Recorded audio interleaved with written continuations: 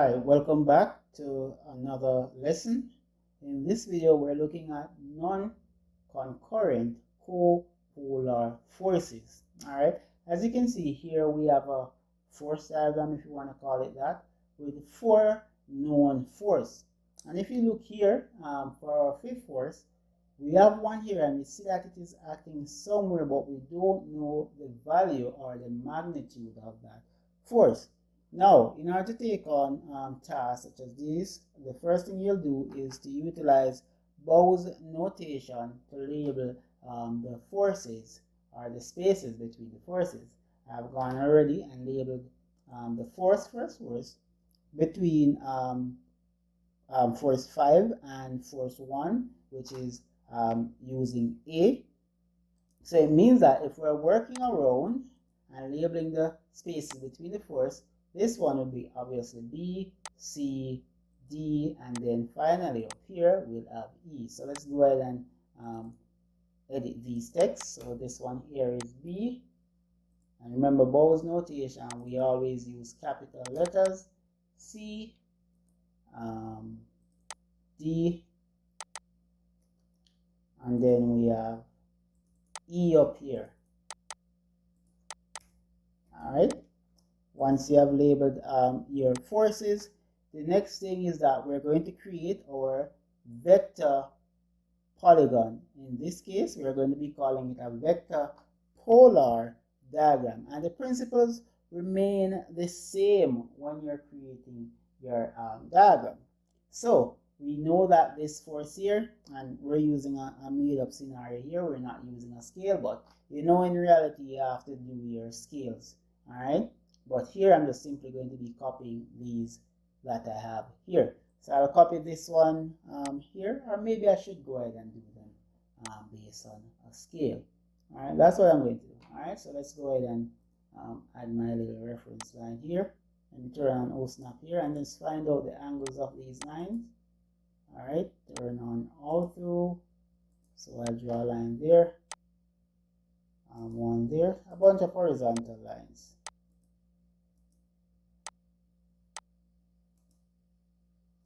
Alright, and here as well. Alright, so that one didn't do.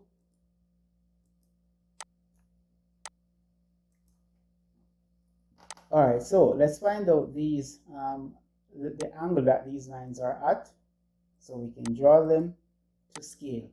So the first one, which is force 1, force 1 is 32 degrees.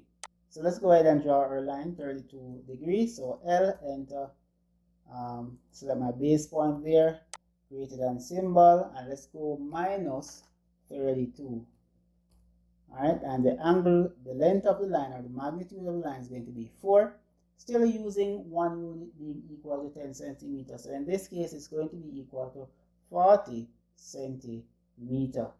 Alright, wonderful. Alright, so that's this one.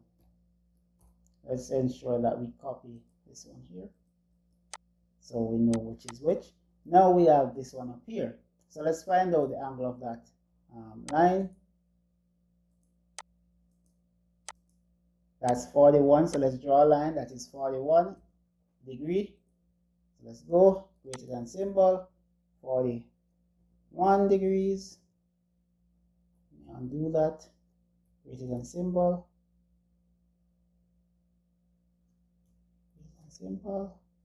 41 degrees, and 41 degrees, the magnitude unknown, so we're leaving that one for now. But we have B here. B is 3. All right, let's find out the angle of that one there. The angle is 66. All right, so let's draw that line there, greater than symbol, 66, minus 66, enter. All right, so that's that one there. The magnitude of line will be 30, since that's 3. Let's match some properties so we can be guided as we're going along.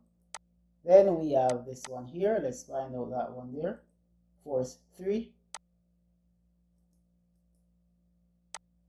Force 3, it is at an angle of 140. So let's go and draw that line.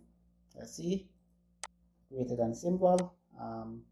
Let's go minus 140 in this case. Enter. Did I enter it correctly? Alright, let's do it again. Click, greater than symbol, minus 140. Alright, now let's draw the line. It has a magnitude of 5, so that is going to be 50. And then finally, let me just go ahead and match some properties of this one here for force 3. Let's do force 4 now.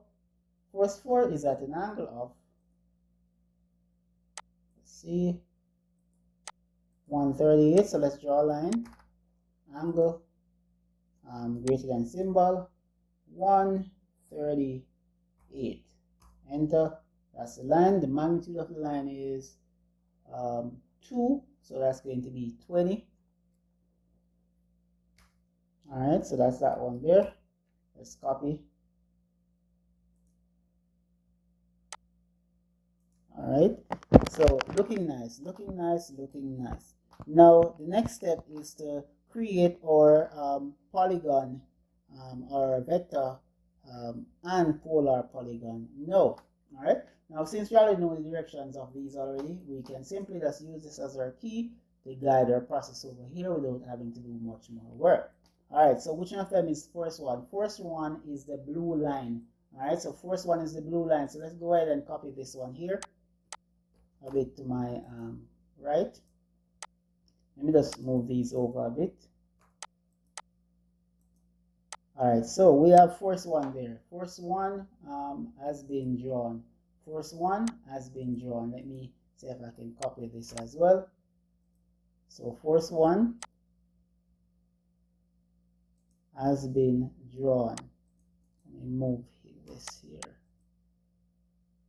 Alright. Move that there. Alright, so force 1 has been drawn. Next, we move on.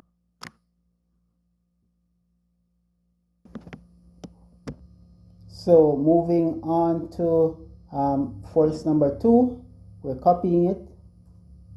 And since it's moving in this direction here, as you can see, we're copying it and we're placing it at the head of force 1. Then we have force 3. Force 3 will be copied and placed at the head of force 2.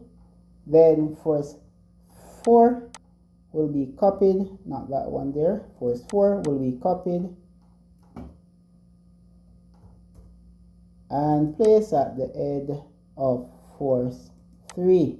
Alright, now force 5 will be the one that will be closing off, alright, the diagram. So we should have 1, 2, 3, 4, 1, 2, 3, 4, and then the final, which will be force 5. Force 5 is what will be closing off our vector polygon. Alright. Now, if you want to know the value of this force, it will be the exact same way in which we have done all the others. Now, if you're looking at these forces, you'll realize that they are randomly placed. But guess what? They do have a point P, and how do we find this point P? Alright? Now, if you have ever done geometric construction before and you want to find the center of say a triangle or a polygon, you know that you can either bisect the angles to find that value. Alright? Now, please bear in mind that these forces that were labeled can be also labeled and annotated, if you want to think about it like that. So we have the forces. So we have force 1, force 2, force 3. All those should be labeled for force 4. And then we have the equilibrant, which is force 5, which needs to be labeled as well. And all of these are to scale, so it's easy for us to find out the value of this one here, which is force 5, which is also technically your equilibrant, all right, force, which is this one here. All right. Now, when you're labeling this, how do we label it? All right. So, for example, this point here would be point or point A, all right, B, C, D, and E. Now, how are we going to find the center or point O? All right, we simply bisect the angles right here. Bisect the angles. How do we bisect the angles? If you want, you can simply, to make things easier for you, find the center of one. Well, not the center. Let's just open a circle. Draw a circle like that. All right. The length of it is not important, and then you draw a line from intersection to intersection, and then you draw a line from the apex to the line. All right. Then you'll do the same thing, for example, from here, circle, random width, and then you draw a line across like this. And then once you have that intersection there, let me ensure that your lines are snapping at the right spot. You simply draw a line to there, and then you can do this for all of them if you like. You could do this for all of them, but you only need 2. All right, you only need 2. All right, so you draw your lines, and then to there. All right, and then from there, all you need to do is simply, you could use fillet. You could try to use fillet. Ensure that there is no radius there, and you fillet, for example, the lines together. All right, and there you pretty much go. So you'll know that point O or point P will be somewhere along this section here. All right, again, thanks for watching, and I'll see you in the next one.